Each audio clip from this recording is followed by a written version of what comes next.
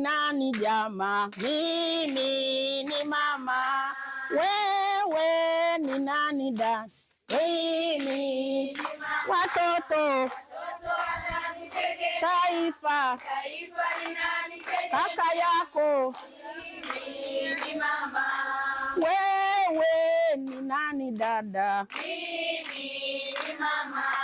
Wewe ni nani mama? Mimi ni mama. Watoto na mume baba watoto wewe ni mama. Mwenyezi Mungu, na ninamshukuru kwa ajili ya kuwa hapa tunafika. Mimi naitwa Dr. Joyce Ileju, mnanionaga mara kwa mara hapa. Nakuja kwa ajili ya kukagua mambo ya tiba ninavyoendelea kupata nafuu. Na leo nimeongozana na wanawake wa DCA ambao tumekuja hapa. Tumekuja kwa ajili ya kujumuika pamoja na nyie kuadhimisha siku ya wanawake duniani, ambayo kilele chake huaga inaadhimishwa tarehe 8 mwezi wa 3 kila mwaka. Mwaka huu ni kauli mbiu inasema haki na usawa kwa wanawake na wasichana, msingi jumuishi kufikia dira ya 2050. Akina mama, tunatambua juhudi zenu. Sisi kama DCA, mamlaka ya kudhibiti na kupambana na dawa za kulevya. Tatizo la dawa za kulevya linaendelea kusumbua katika jamii yetu, ila serikali inafanya jitihada mbalimbali ili kunusuru jamii kujiunga kwenye tatizo la dawa za kulevya. DCA inafanya mambo mengi ya kudhibiti na kupambana na dawa za kulevya, lakini kwa leo hii tumekuja kwa msingi mmoja ambao ni kinga na tiba. Na huko kwenye tiba tunatibu, tuna hii njia mojawapo ni sober house. Na sober house ndio njia ambayo inasaidia hasa kwa watu ambao wanatumia pombe na bangi. Bangi ni asilimia kubwa ambayo kiutafiti sasa hivi na takwimu zinazotolewa ndio inayoongoza. Na kwetu Tanzania ndio inayoongoza sana, kwa sababu ya inaota tu yenyewe, haihitaji kusema unaenda kununua, unaweza ukaotesha hata hapo inaota kulingana na hali ya hewa na ni rahisi kupatikana, si ndio eh? Kwa hiyo hivi ni vitu ambavyo mamlaka inajitahidi kupambana navyo, na tunasogea pamoja na kwamba mitandao ni mirefu kiasi ambacho kusema kwamba utaimaliza leo inakuwa ni ngumu. Kwa hiyo kuanzishwa kwa mamlaka DCA na kazi zake za kupambana na dawa za kulevya, tumeweza kuwa na nyumba za upataji nafuu zaidi ya 77 sasa hivi, na vile tumeweza kuwa na kanda mbalimbali kwenye mikoa mingine ambayo itasaidia mikoa mingine, pamoja na kwamba haijajikita sana kuwa kama DCA makao makuu, lakini wapo. Inawezekana kwa sababu mko humu ndani mnaweza mkafikiria DCA bado iko Dar es Salaam tu. Imeshaenda kanda za mbali, Mwanza, kusini huko Mtwara, Mbeya, Dodoma, Arusha na kanda nyingine Tabora. Kwa hiyo kote hiyo nataja kanda, lakini karibu hiyo mikoa yote ya Tanzania imeshafanya nini? Imeshakuwa na ofisi ya DCA. Kwa hiyo tunazidi kupambana kuhakikisha kwamba jamii inakomboleka kutoka kwenye tatizo la dawa za kulevya. Tunatambua akina mama na changamoto, na hata wanaume wana changamoto, lakini za akina mama zinakuwa zinazidi mno kwa sababu ya unyanyapaa. Mama ameumbwa kuwa na staha. Mama kwenda mtaani, kwenda ukakaba upate hela upati. Yani ule ujasiri hatujaumbwa hivyo. Mama kutoka ukasema nahitaji msaada, saa hizi nimedumbukia kwenye dimbwi la dawa za kulevya. Hata nyie mliokuwa hapa mkiniambia ni mashahidi, mpaka unaibuliwa kuja hapa ilichukua muda, si ndio? Kwa sababu ukijitokeza watoto kwanza unaanza kwenye familia tu. Ndugu wanakunyanyapaa, rafiki wanakunyanyapaa, jamii yenyewe inakunyanyapaa. Kwa hiyo unatulia ndani ukisubiria tu, pamoja na kwamba umeshaona hili tatizo lipo, lakini kujitokeza ni tofauti na wanaume. Sinaona kama kwenye mat clinic wanaoenda mat, utakuta wavulana wanaume wamevaa, wakishapewa nguvu, wamefundishwa, wanatembea tena, wanatembea vizuri sana. Sasa lakini utakuta wapo wanawake mmoja au wawili. Ina maana wengine wako ndani wanaendelea kupata shida. Kwa hiyo kwa kina mama, unajua Mungu ametuumba kwamba sisi ndio kiwanda chake cha uumbaji. Bila mama binadamu atatokea? Sisi ndio kiwanda. Ukibeba mimba, mnajua kina mama, mimba inaweza ikaharibika. Mimba unaweza ukazaa mtoto mfu, kuvurugika kwa mzunguko wa damu, kuzaa mtoto njiti. Vyote hivyo najua mmevi experience, si ndio? Lakini baada ya kuja humu mnapata tiba za kisaikolojia, mmepata nafuu. Na nikiwaangalia naona mmepata nafuu. Waga nakuja lakini sijakuta mtu, kuna aliyebaki huko. Nitaenda kuangalia. Mko wote mgonjwa namuuguza. Mnajua kuna magonjwa yanayoendana na yanayoambatana na utumiaji wa dawa za kulevya. Mnayajua kwa sababu ya nature ya nani yetu. Unajikuta wakati mwingine mambo yamekuelemea, unaamua maamuzi usiyoyaweza, unaamua kutembea bila labda kinga, unapata ukimwi, unapata TB, unapata nini, kupigwa na mwanamume, kufanywa nini. Yote hayo ni matatizo. Kwa hiyo mnapokuja humu, unavyojua kwamba ulikuwa na dawa zako uliziacha kule, ziwe za TB, ziwe ukimwi, homa ya ini, afya ya akili, mnaendelea kutibiwa hayo magonjwa.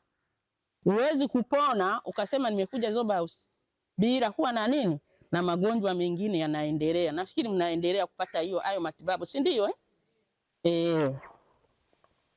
Kwa hiyo tunawathamini na tuko pamoja na nyie.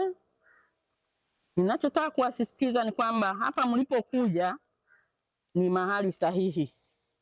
Wala msijione kwamba mmeletwa. Wengine mnaletwa na ndugu, sawa, unakuja auelewi, lakini ukikaa humu unaelewa kwamba kumbe mimi nahitaji msaada, si ndio?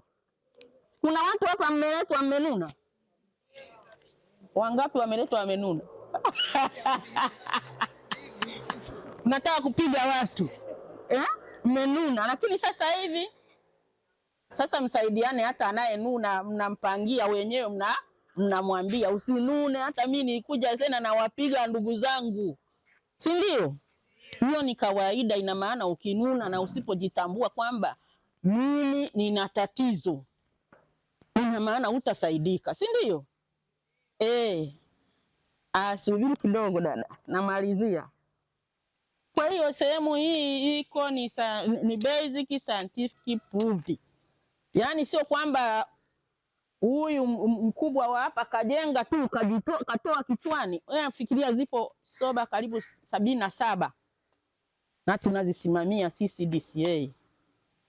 Kwa hiyo ni kitu wamekifanyia kisayansi, wameanda kwenye nchi mbalimbali. Imeonekana kabisa Soba House pamoja na huduma nyingine za kisaikolojia inasaidia kwenye tiba dhidi ya dawa za kulevya, hasa pombe na bangi.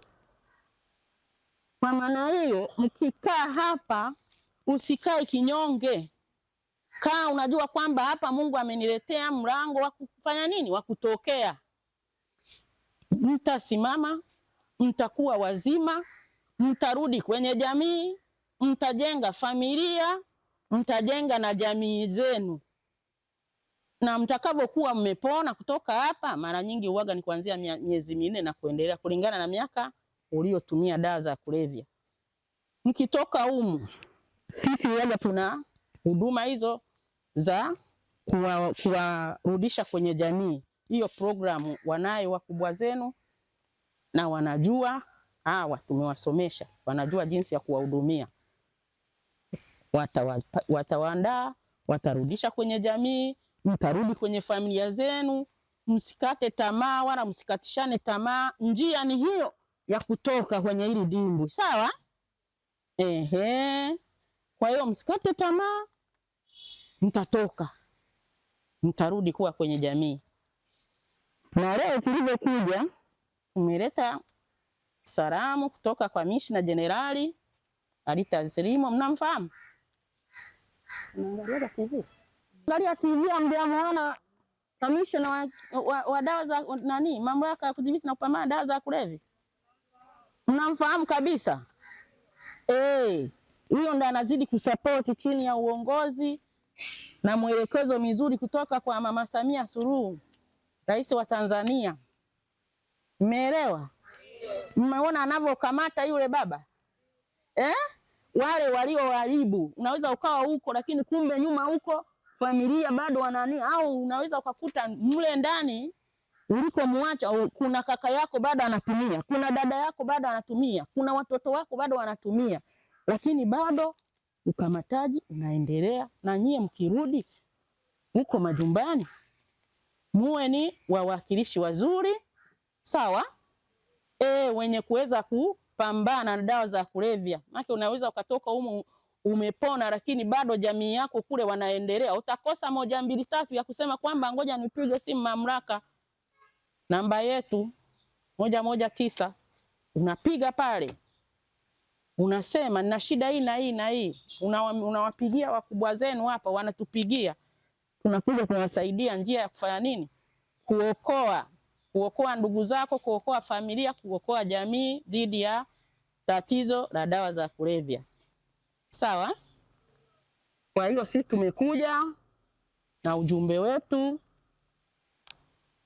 Kamishna Jenerali amewatumia mzigo kidogo, nao tumekuja nao, mtaupata ni kidogo tu, ili kuonyesha kwamba tuko pamoja nanyi na tunawajali na tunawapenda sana sana sana sana sana.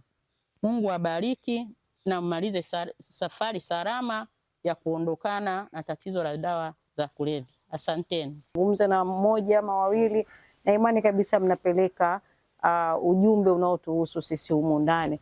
Na vile vile madada muda mwingi wanatamani sana kuwaona, kwa sababu kuna wengine wamekata tamaa, wanaona maisha hayawezekani tena.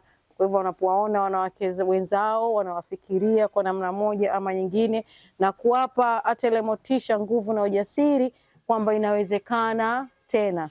Hakuna mtu aliyetamani kuwa mraibu. Kwa hivyo mnapokuja kwao, mnakuwa mnawapa kama ile nguvu, kama wanatamani kesho na wao warudi katika jamii. Mwanamke ni mtu mmoja ambaye upataji nafuu wake ni mgumu, lakini anaweza sana akishikwa na mwanamke mwingine, kwamba unaweza, mwisho wa dunia bado haujafika. Kwa hivyo sisi tunasema asante, na sio mara ya mwisho tu kuja dokta. Mkiwa mnakuja hii timu inakuwa ni faraja sana sana kwetu. Na vile vile nina madada ambao na wao wangependa kutia neno, kuzungumza neno. Mimi binafsi nafuu nimeiona, na sikutegemea kama leo hii ningeweza kufikia mahali hapa na kuwa hivi nilivyo, kutokana na maharibiko ambayo nilikuja nayo mahali hapa, na leo hii najiona niko tofauti kabisa na hapo mwanzo nilivyokuwa. Kwa hiyo nipende tu kuwashukuru na kutambua thamani yetu kwa kuja kutuona na kutushika mkono kwa chochote kile mlichojaliwa. Tunashukuru, tunasema asante. Lakini pia ningependa kuzungumzia kitu kimoja ambacho labda niseme kama alivyotangulia kuzungumza hapa kiongozi wangu. Kwa watoto wa kike changamoto kubwa ipo kwenye kupata recover, kutokana na kwamba pamoja na changamoto iliyonileta mimi ndani, sawa nimekaa nimepata nafuu, kuna wakati nitatoka nje kama sina shughuli yote ya kufanya, pia hilo ni tatizo lingine. Kwa hiyo ningeomba hapa wawakilishi wetu muweze kulifikisha hili, kama tunaweza kusaidiwa kupata huduma yoyote kwenye swala zima la ujasiriamali, iweze kutusaidia tukiwa huko nje, tuwe na shughuli nyingine yote ya kufanya, tofauti na kwamba nikitoka nakuwa sina njia yote ya kujitafuta katika maisha, najikuta tena naangukia kule kule nilikotoka mwanzo. One promise, many dreams. Mimi sidhani kama kuna mtu alishawahi kuhisi kama ipo siku kwa tatizo lake au kwa matatizo yetu tuliokuwa nayo tutapewa kipaumbele kama hivi.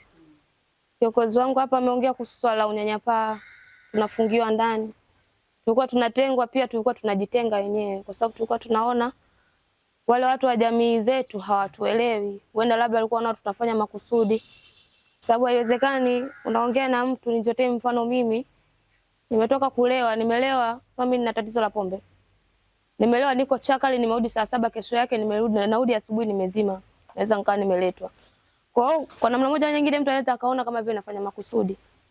Lakini ilipofika mahali hapa mimi nimepata tumaini jipya kwa sababu nimeona watu ambao wana asili ya tatizo langu.